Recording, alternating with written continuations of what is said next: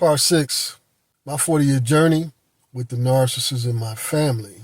I ended part 5 with no contact with the narcissist once again, after just 3 months of chaos dealing with her and her husband.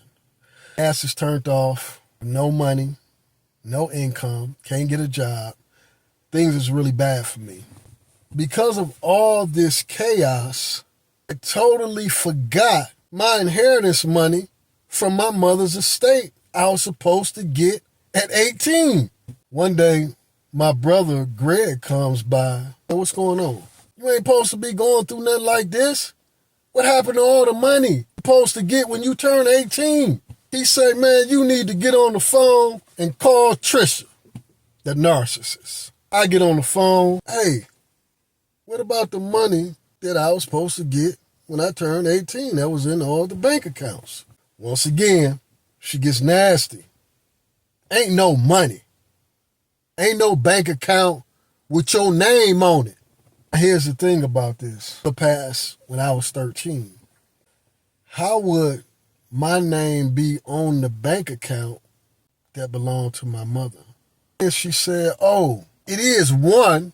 It was a bank account that my father had opened for me before he passed away. It had been inactive since 1974. What about the money in the bank accounts that was part of my mother's estate? Then what about the other bank account that you were supposed to set up to put all the money that I didn't spend from my monthly checks? What happened to that? That little bank account that she ended up giving me had $150 in it. The one with my name on it. I was in such bad shape then. I just took that little money. Never said nothing else about it. Never even thought about it. Up until just a couple of years ago. The problem here is that everything that I went through, the narcissist has been sitting up talking about it to this very day.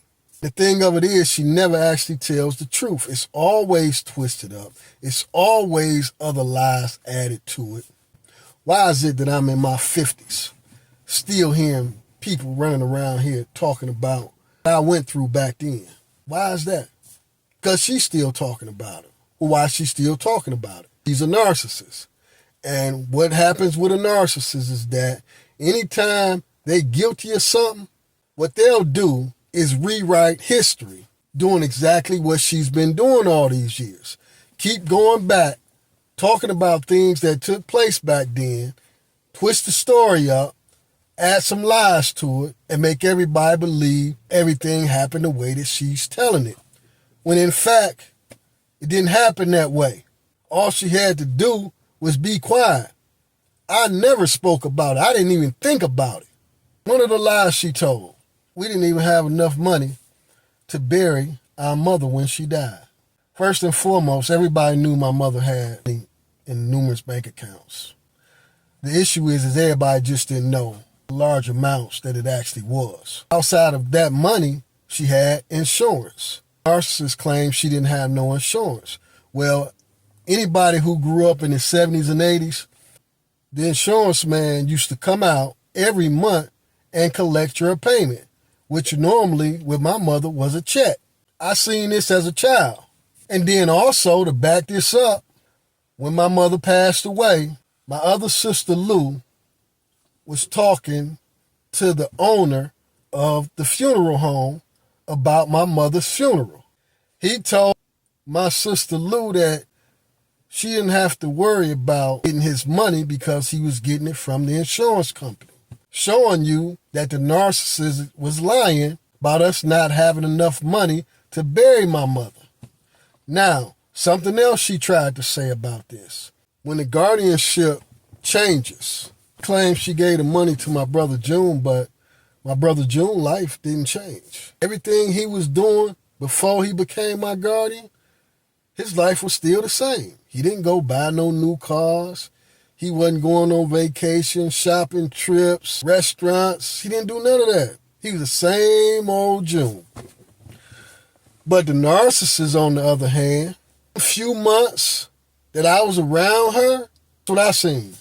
restaurants on a regular basis, shopping sprees, buying all kind of stuff for the house, all kind of clothes, all new furniture for the house, cars with car phones in them.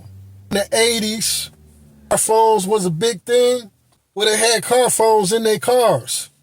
They going on vacations, trips to the Bahamas and numerous other places. I'm seeing all this inside of 3 months. So how is they financing this? Because the narcissist still had never had a job in her life. And her husband was walking around all the time boasting and bragging about all this money he's supposed to have had.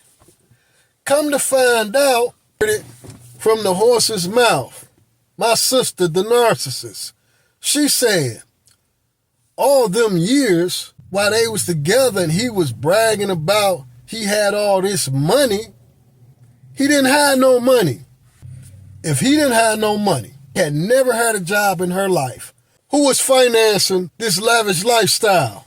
Yeah, because see, they lived this same life years up until she bought this house that she live in to this very day.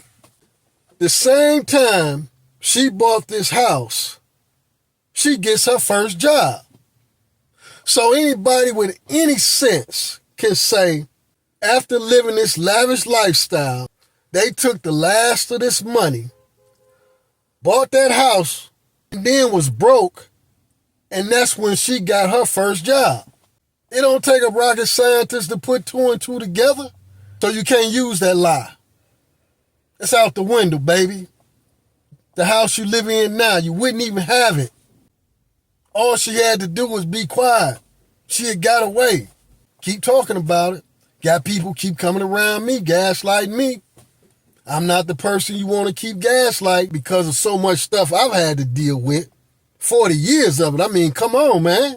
Anybody had to deal with something like this for so long, being lied on, falsely accused, gaslighted. You sitting there with my children, last 20 years of their life, and told them hundreds of lies about me and got them believing it.